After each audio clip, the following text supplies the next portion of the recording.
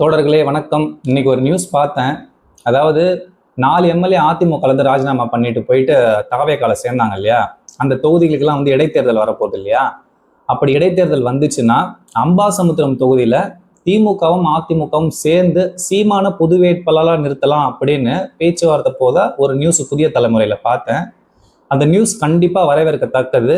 இது பேச்சுவார்த்தையோட நின்றாம இது செயல் வடிவமா வரணும். ஏன் அப்படின்னா, ஒரு கட்சியோட பேரை சொல்லிட்டு அந்த 4 பேருமே ஒரு தொகுதியில ஜெயிச்சுட்டு அந்த மக்களுக்கு போய் வாக்குறுதியை கொடுத்துட்டு கடைசியில அதை ராஜினாமா பண்ணிட்டு இன்னொரு கட்சியில போய் சேர்றாங்க வெறும் 10 நாள்ல அப்படின்னா, எந்த ஒரு எம்எல்ஏவாச்சும் ஆதாயம் இல்லாம அவனோட பதவியை ராஜினாமா பண்ணுவானா? அப்ப ஏதோ ஒரு ஆதாயம் அவங்களுக்கு இருந்திருக்கு.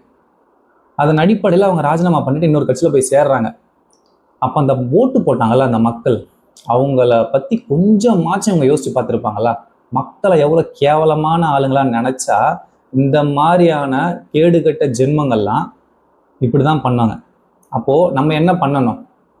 இந்த மாதிரிலாம் நடக்காம இருக்கிறதுக்கு இந்த மாதிரியான பெரிய கட்சிகள் ஒரு பொது வேட்பாளரை அங்க நிறுத்தி, தாவேகாக்கு எதிராக ஒரு 65% ஓட்டு விழுந்துச்சுல்ல, ஓட்டை சிந்தாம செதறாம ஒவ்வொரு தொகுதியிலுமே பொது வேட்பாளராக நிறுத்தி அவங்களுக்குள்ள பேச்சுவார்த்தை நடத்தின்னு ஒரு கட்சியில இருந்து ஒருத்தர் நிறுத்திக்கலாம்.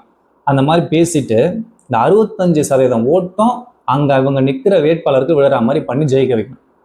அப்போதான் இந்த ராஜினாமா பண்ணிட்டு திரும்பியும் அதே இடத்துல சீட்டை வாங்கி நிற்கிறாங்கல்ல அந்த ஜென்மங்கள்லாம், இன்னொரு வாட்டி இந்த மாதிரி யாராச்சும் பண்ணா, நாம ஒரு கட்சியை நம்பி வாங்கின ஓட்டுக்கு துரோகம் பண்ணிட்டு இப்படி பண்ணா நம்ம அரசியலிலிருந்து தூக்கி எறியப்படுவோம் அப்படிங்கிறத அவங்க உணரணும். அதுக்காக கண்டிப்பா இது நடந்தே ஆகணும். இன்னைக்கு அதிமுக கூட்டணி வைக்கலாமா, திமுக கூட்டணி வைக்கலாமா, அதிமுகவும் திமுகவும் இணையலாமா அப்படின்லாம் பேச்சுவார்த்தை நடக்குது இல்ல. அதெல்லாம் சில பேர் எதிர்ப்பா பேசுறாங்கல்ல. ஆனா இது பழைய காலத்திலே நடந்திருக்கு. அண்ணா இறந்துடுறாரு இல்லையா திமுகல முதலமைச்சரா இருக்கும்போது. அப்போ நாவலர் நெடுஞ்செழியன் தான் அவருக்கு அடுத்தபடியா இருக்கிறவர். ஆனா கலைஞருக்கு ஆதரவு அதிகமா இருக்கிறதுனால கலைஞர் முதலமைச்சராக ஆடுறாரு.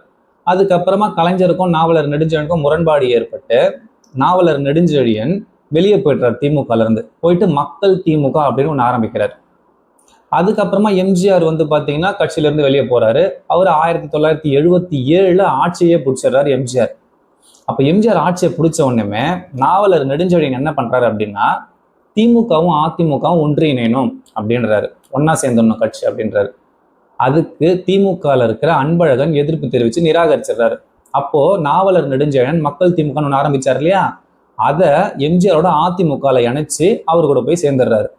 அதுக்கப்புறமா 1979 ஜனதா கட்சி, அதாவது இன்னைக்கு பிஜேபி கட்சியோட முன்னோடி கட்சி ஜனதா கட்சி, அந்த கட்சி தலைவர்ல ஒருத்தரான பிஜு பட்நாயக் அப்படின்றவரு திமுகவையும் அதிமுகவையும் ஒன்றிணைக்கணும் அப்படின்னு சொல்லிட்டு உறுதியோடு இருந்தாரு.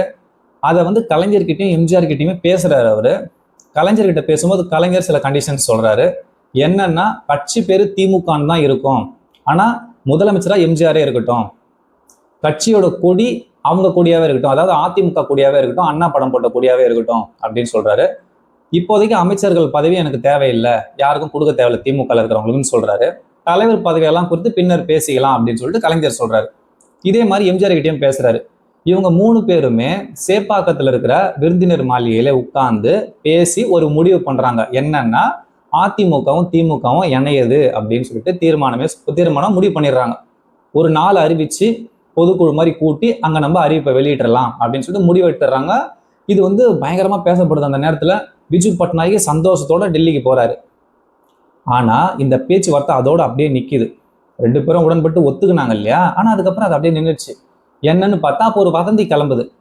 இப்போ திமுகவும் அதிமுகவும் தனித்தனியா இருக்கும்போது தான் காங்கிரஸால எங்கே கொஞ்சமாச்சும் எம்பி சீட் ஜெயிக்க முடியும். இவங்க ஒன்னா சேர்ந்துட்டாங்கன்னா அவங்களால ஒரு சீட்டு கூட ஜெயிக்க முடியாது அப்படின்ற மாதிரியான நிலைமை வரும். அதனால இவங்களை சேர விடக்கூடாதுன்னு சொல்லிட்டு இந்திரா காந்தி மூப்பனார் மூலயமா எம்ஜிஆர் கிட்ட பேசி கலைஞர் கூட போய் சேராதீங்க அப்படின்னு சொல்லி அதை அப்படியே நிறுத்திட்டாங்களாம் அப்படின்னு ஒரு வதந்தி. இது எந்த அளவுக்கு உண்மைன்னு தெரியல, ஆனா இந்த மாதிரியான பேச்சு அப்ப நடந்திருக்குது அப்படின்ற மாதிரி பேசப்பட்டிருக்கு. மேபி இருக்க வாய்ப்பு இருக்குது இல்லையா?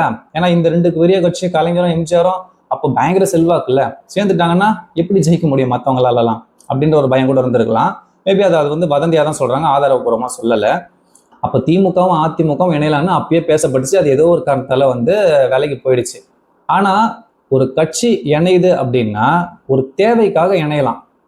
இப்போ இன்னைக்கு சூழ்நிலை திமுகவும் அதிமுகவும் இணையலாமா வேணாமான்னு கேட்கறாங்கல்ல. ஆனா அதுக்கான காரணங்கள் ஸ்ட்ராங்கா இருக்கும். எப்படின்னா, இப்போ காங்கிரஸ் ஊழலே பண்ணலையா? நம்ம எல்லாரும் ஊழலை எதிர்க்கிறோம்ல. ஆனா காங்கிரஸ் ஊழலே பண்ணலையா? அவங்க கூட கூட்டணி வச்சு நம்ம பிஜேபி எதிர்க்கிறோம். ஊழலை விட பெருசு மதவாதம். அந்த மதவாதம் ரொம்ப மக்களால் தாக்கு பிடிக்க முடியாது, கலவரங்கள் ஏற்படும், பிரிவினை ஏற்படும். அதனால நம்ம அதை முழுக்க எதிர்க்கிறோம், ஊழல் பக்தி கூட சேர்ந்துக்கிட்டு. அப்போ ஒரு பெருசை எதிர்க்கணும்னா குறைஞ்சபட்சம் அதுக்கு அடுத்தபடியான இருக்கிற தவறை ஏத்துக்கிட்டு அவங்கள ஒன்று சேர்த்துட்டு அந்த பெரிய எதிரியை வீழ்த்தணும் அப்படின்றது தான் வந்து கான்செப்ட். அப்போ அந்த மாதிரியான ஒரு விஷயத்துக்கு ஒன்றிய நேரத்தில் தப்பே கிடையாது. அதன் அடிப்படையில் இன்னைக்கு 4 எம்எல்ஏக்கள் அதிமுக ராஜினாமா பண்ணிட்டு தாவேக்கால போய் சேர்ந்தாங்க இல்லையா? அது ஜனநாயக படுகொலை. அதுக்கு யாருமே காரணம் சொல்லவே முடியாது. சொன்னா அவன் துரோகி அப்படின்னு அர்த்தம். அதே மாதிரி பழைய அமைச்சர்கள்லாம் இருக்காங்கல்ல, கடம்பூர் ராஜு அதிமுகல, அவங்க எல்லாம் போயிட்டு எதுல போய் சேர்றாங்க? தாவேக்கால போய் சேர்றாங்க. பல நிர்வாகிகள் வாரம் வாரம் பனையூர்ல போய் நின்றுட்டு தாவேக்கால போய் சேர்ந்து இருக்கிறாங்க. அப்போ அதிமுகவும் திமுகவும் ஊழல் கட்சின்னு சொல்லிட்டு ஊழல் கட்சியில இருக்கிறவங்கலாம் எடுத்துன்னு வந்து உங்க கட்சியில சேர்த்துக்கிறீங்கல்ல, அப்புறம் எப்படி நீங்க தூய சக்தி ஆவீங்க? அதே மாதிரி முதலமைச்சர் என்ன சொல்றாரு? நான் ஊழல் பண்ண மாட்டேன், ஊழல் பண்ணவும் விட மாட்டேன், ஊழல் பண்ணவங்களையும் விட மாட்டேன் அப்படின்றாருல. ஊழல் பண்ணவங்க லிஸ்ட்ல செங்கோட்டையன் வரமாட்டாரா? இப்போ 4 எம்எல்ஏ ராஜினாமா பண்ணிட்டு போனாங்களே, அவங்க வரமாட்டாங்களா? முன்னாள் அதிமுக அமைச்சர்கள் கடம்பூர் ராஜு, அதுக்கப்புறம் சில பேர்லாம் இருக்காங்கல்ல, பேர் தெரியல, அவங்கெல்லாம் வரமாட்டாங்களா? அவங்கெல்லாம் தூயவர்களா? அவங்களெல்லாம் சேர்த்துக்கிறதுனால நீங்க தூயவர் ஆயிடுவீங்களா? இப்போ நிர்வாகிகள் அதிமுகவில் இருக்கிற எல்லாரும் உங்ககிட்ட வந்து சேர்றாங்கல்ல, இதுல கொடுமை என்னன்னா 90% அதிமுகவில் இருக்கிறவங்க எல்லாருமே தாவேக்கால வந்து இணையிருவாங்க அப்படின்னு யார் சொல்றா? ஆதவர்ஜுனா, அமைச்சர் ஆதவர்ஜுனா சொல்றாரு. அப்போ 90% அதிமுகவில் இருக்கிறவங்களெல்லாம் நீங்க வச்சுப்பீங்க, முன்னால ஊழல் செஞ்சவங்களெல்லாம் நீங்க வச்சுப்பீங்க, ஆனா நீங்க வந்து நல்ல சக்தின்னுவீங்க. இப்ப இவரு அதெல்லாம் விட இப்போ நம்ம விஜயபாஸ்கர் ராஜினாமா பண்ணியிருக்கிறார் எம்எல்ஏ பதவியை. அவரும் வந்து தாவேக்கால சேர போறதா பேச்சு. அவர் மேல சிபிஐ வழக்கம் இருக்குது. இவங்கெல்லாம் ஊழல்ல முழுகி உள்நீச்சல் அடிச்சவங்க. இந்த மாதிரி ஆட்கள் எல்லாம் நீங்க சேர்த்துக்கலாம். ஆனா அதிமுகவும் திமுகவும் ஒன்னா சேரக்கூடாது. 90% அதிமுக வந்து உங்க கூட சேரலாம் அப்படின்னா திமுகவும் அதிமுகவும் ஏன் இணையக்கூடாது? திமுகவும் அதிமுகவும் ஏன் கூட்டணி வைக்க கூடாது?